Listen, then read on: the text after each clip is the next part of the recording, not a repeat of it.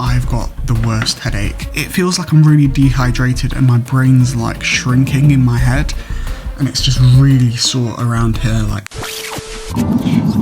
And I am en route to the hospital for the second dose of my AstraZeneca vaccine. My mum's had both vaccines. She's a GP, so she has also been delivering the vaccine. What's been your experience of the first one compared to the second one in terms of side effects? Apart from a sore arm, I went on for about 4 or 5 days the first time round. The second time I was just tired. So would you say the second dose was worse than the first one? Probably about the same, but in different ways. So you had different side effects after the second dose than you did the first one. And if you haven't seen my reaction to the first dose, obviously the link's going to be in the description below. And also you can click the card just up there to see that. Let's see what happens.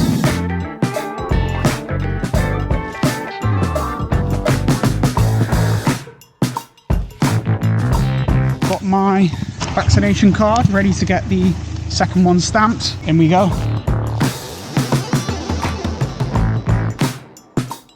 Same way through. It's very quiet today, isn't it? Blimey, where is everyone? You scared them all off? How you doing? You okay? There you go. So after my first one, I had fever, bad headache, shivers in the night for about 24 hours. Then it started to get better. You don't mind if I film it? Yeah, that's quite alright. Is that alright? Yeah. Right, you've not had a vaccine in the last 7 days? No, I haven't. You're not currently unwell with a fever, coronavirus symptoms? Happy to go ahead with this vaccine? Yeah, absolutely. Yeah. Right, here we go. Yeah, so you can just drop your arm straight down for me. Moment of truth. Keep it nice and relaxed. Yeah.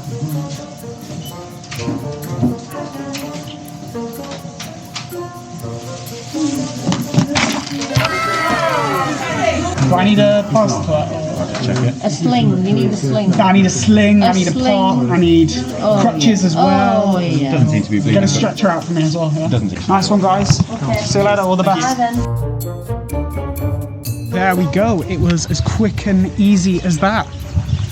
Way faster than last time. Literally in and out within 5 minutes.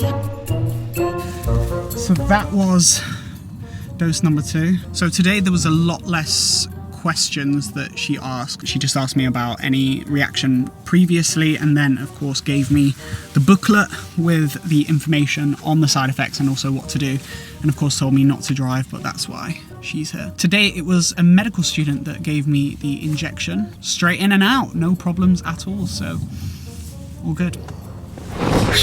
Sorry for interrupting this video, but my mum is just sat outside and she's looking a little bit miserable.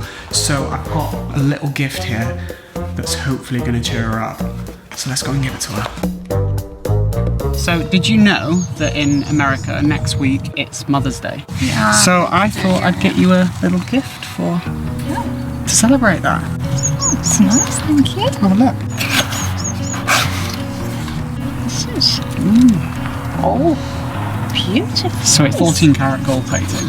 Oh, that's lovely. That's very kind of you. So what a surprise. But they have a sustainability mission as well, so they offset 100% of their carbon emissions. So it's all green. Oh my goodness. Nice little necklace A to little match it. set. Oh, and pearl earrings as well. That's beautiful. Thank you very much. That's really sweet. Really, really nice gift pieces just there. Thank you.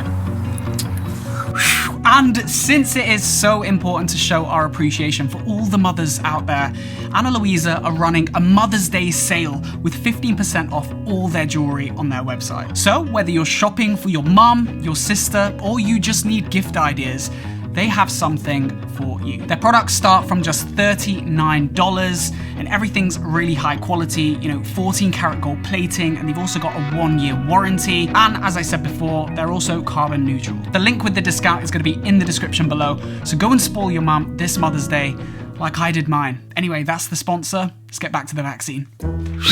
It has been about 15 minutes since I had the vaccine. It's 25 past. And I am starting to feel a little bit drowsy, but like not the same as I was after the first one. I feel like I need a glass of water. Did you bring a drink? No, I didn't bring a drink with me. Did you bring a drink with you? I mean, I can feel, it just feels the same as any time I've ever had an injection in my arm. But I am definitely starting to feel a little bit of drowsiness, but also a little bit of warmth in my head, like I need a glass of water. But we don't have water, so this place. Yeah, instead we're going to go to a pet shop. What are we getting? Harness. A harness, so we can take the cat for a walk. And she's got the goods. The toy. Wow. By the way, I'm really feeling drowsy. Like, the drowsiness went from a 1 out of 10. Now it's at a 3. Like, I'm glad you drove me. Yeah, the drowsiness is a weird one because it's not really like a drowsiness you're going to have felt before. It's sort of like a little bit of a fatigue. You don't fully feel there. So that is why I'd advise that if you are going to get the vaccine, have someone else drive you, maybe take public transport, just because maybe you're not going to feel confident behind a wheel. But I am actually feeling a little bit better now I've got home, and I guess that's because I have had some fresh air and I've also had a drink of water. But yeah, that is an hour and a half after the vaccine, 5:40, and I shall keep you posted for what's next. So I was just wondering, should people be worried about clotting? Well, there have been some cases of this unusual and rare clot. I think it's been about 30 cases of clotting out of the 30 million. Exactly, it's in 10. Yeah. So when you look at it relative to the number that's been vaccinated, you can see that the risk of that particular side effect It's so low. It's not even something that... whereas the benefit of having the vaccine Exactly. that protects you against. And I think actually having COVID can cause clotting anyway. Exactly. So if you get COVID, you are actually more likely to have a clotting episode than actually getting the vaccine. Travel 250 miles. If you get... More likely to have a car accident. Yeah, exactly. It's just not really a concern that I have. It's definitely not one that I've even thought about, even after having read the news and seen all the headlines, because if you just do the maths, it's just negligible. And you've got to remember, a lot of these newspapers and articles, they're all designed to catch your attention and to instill some form of fear into you so that you continue reading. I think it's important to just stick to the evidence, stick to the data. Get protected. You've heard it from the doctor.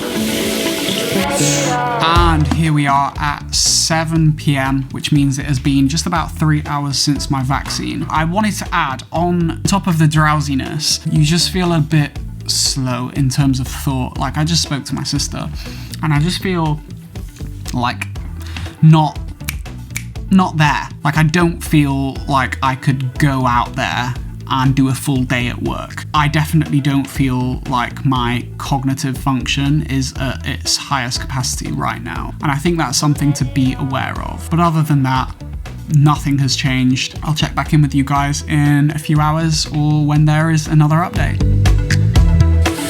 All right, here we are with this 6-hour update. It is currently 10:30 and to be honest, I feel absolutely fine. For the last 3 hours, I've literally, 2 hours, I've been watching this film, The Fugitive, which by the way is amazing, so watch it if you haven't, and pigging out on these Tangofastics. So to be honest, I feel a little bit sick, but that's probably because of the dose. But other than that, like, I just feel like 2 out of 10 drowsy. But yeah, I've been absolutely fine. I had dinner earlier, had a great appetite, I was fine. But I'm gonna get back to watching this film, so I will catch you guys when the next update is due.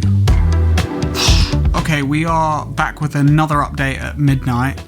The film was amazing, by the way. Over the last hour or so, I've noticed I've started with a little bit of a cough, and I've also been sniffling a little bit. Very easily could be hay fever, but it is something that I have noticed within the last hour, so I just thought I'd let you guys know so that you might be aware if you are feeling the same. But please let me know if you are in the comments. But that is the update at midnight. I'm gonna head to bed now. Okay, it is 7:52 a.m. and I've got the worst headache. I've just literally had a full glass of effervescent paracetamol just to try and numb the soreness. It feels like I'm really dehydrated and my brain's like shrinking in my head and it's just really sore around here. Like, it's not a migraine because, you know, I don't feel like I've got bad vision or anything, but it is definitely very, very sore. I had a relatively good night's sleep. I didn't wake up in the night any kind of sweating episodes, but I had some weird dreams, like really vivid dreams. Yeah, I guess that's my update at 8 a.m. Weird. I'm gonna go back to bed though. And I am bringing you a 20-hour update the following day at midday, and I feel really good. I mean, other than waking up this morning at 7 a.m. with a really bad headache, which by the way was a 6 out of 10, that was easily resolved with that paracetamol. I went back to bed, woke up at maybe 10 o'clock, and I felt fine. The only thing was my bed was very, very wet, but I didn't wake up in the night with temperature changes, feeling shivers and feeling hot and sweaty like I did after my first vaccine. So other than sweating in the night and waking up with a bad headache, which was easily resolved with painkillers, there has really been no impact. Now also, the best way of describing the weakness that I felt yesterday after the vaccine was more of a lethargic sort of temperament rather than a fatigue that you would generally feel after sleep deprivation. So I guess that's what I was trying to get at from the confusion, sort of like lack of desire to do anything. And that is why I basically just had a movie night last night. But I am gonna give you guys a few more updates, maybe at the 24-hour mark this evening and tomorrow as well. The reason I want to do that is because I have heard a few stories of people saying that after the first day of their vaccine, they feel great, but then into the third day or the second day, they start to feel sort of weird sensations, maybe in their feet, maybe a bit of a headache. So I will be interested to see if there are any changes. But for now, I'm good and I'm gonna go get on with my day. So I'll catch you guys later with another update. And would you look at that? It is the 24-hour mark since my second dose. I feel good. No pain in my arm whatsoever. My headache doesn't really exist. I'd give it a 1 out of 10. I haven't had any more painkillers for it because I can just ride it out. I do feel a tiny bit dazed still. I have been productive, but not as productive as I normally would be. But caffeine has sorted that out. I've had some peppermint tea, but there's no other updates thus far. So I'll catch you guys later.